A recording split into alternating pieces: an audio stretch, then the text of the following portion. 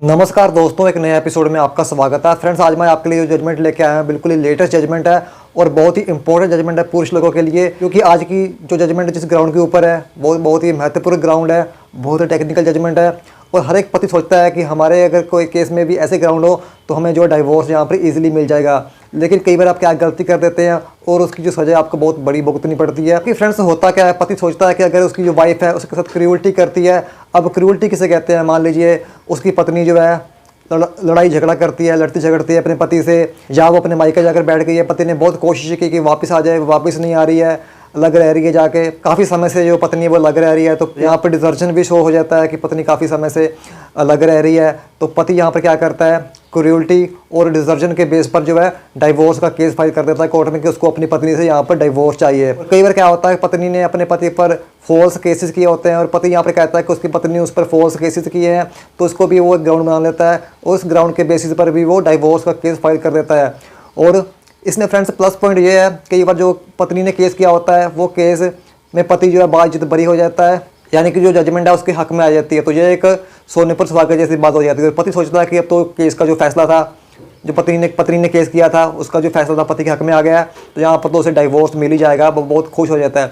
लेकिन इसमें technical ground क्या है, गलती क्या होती है, आज की जो जजमेंट है उसमें क्या बातें आपको समझने योग्य हैं, क्या आप गलती करते हैं अक्सर, जिसका जो हर्जाना कई बार आपको भुगतना भी पड़ता है। तो फ्रेंड्स, जजमेंट को शुरू से लेकर अंत तक बहुत ध्यान से सुनिएगा, देखिएगा, ताकि आपको एक एक बात का पता लग सके और आप अपने केस में कभी भी ऐसी गलती ना करें।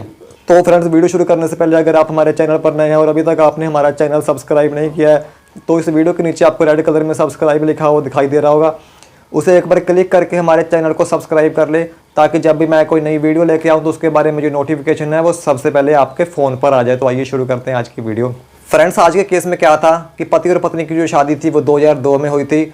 उसके बाद जो पति ने यहाँ पर डाइवोर्स का केस अपनी पत्नी पर फाइल कर दिया था कि उसे अपनी पत्नी से डाइवोर्स चाहिए। पति का यहाँ पर यह कहना था उसकी जो वाइफ है उससे लड़ती झगड़ती है, उसके साथ लड़ाई झगड़े करती है, और पति जो यहाँ पर था वो अपने छोटे भाई और माँ के साथ रह रहा था। पत्नी यहाँ पर कहती थी कि उसे अलग घर चाहिए, उसे रहने के लिए अलग घर चाहिए। और पत्नी जो यहाँ पर है 2007 में अपने मायके चलेगी, पहले अपनी बहन के पास, फिर अपनी माँ के पास चलेगी और वापस नहीं आई।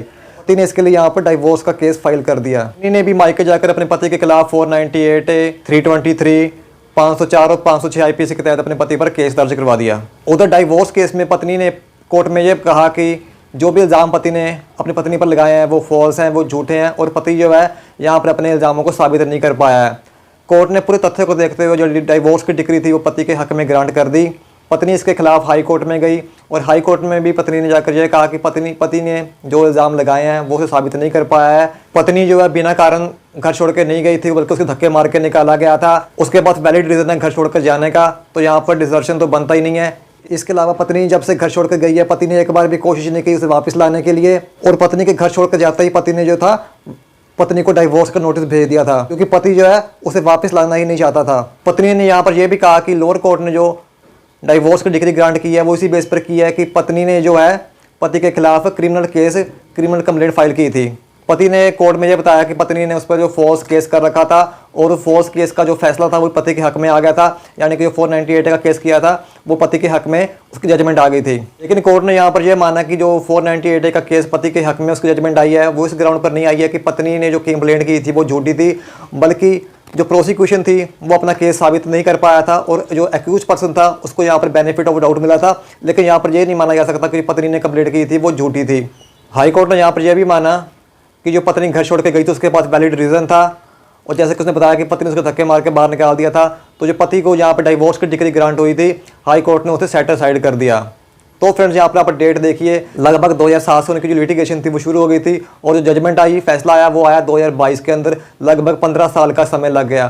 तो यहाँ पर मैं आपको ये कहना चाहता हूँ कि कोई भी अगर केस आपका कोर्ट में चलता है तो उसका कुछ पता नहीं होता कि कितने लंबे समय के लिए वो कोर्ट में चलेगा। जैसे मैं बताता हूँ, 5 साल, 10 साल, 15 साल, 20 साल, कितना समय भी आपको लग सकता है। आपका जो समय है या पैसा है यहाँ पर काफ़ी बर्बाद भी हो सकता है।